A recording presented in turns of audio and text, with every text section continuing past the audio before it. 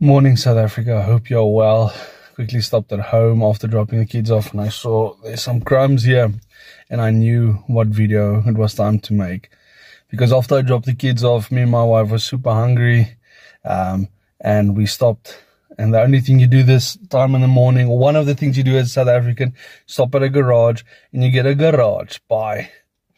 And my question to you, South Africa, today is, what is your favorite garage pie? Now, there's a lot of good flavors, I'll say that. You've got your pepper steaks, your cheese grillers, your smoky cheese, and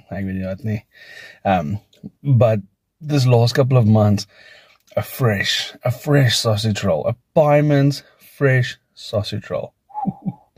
Just look at these crumbs. Just look at it. It's like aesthetics. My goodness, it slaps hard, South Africa.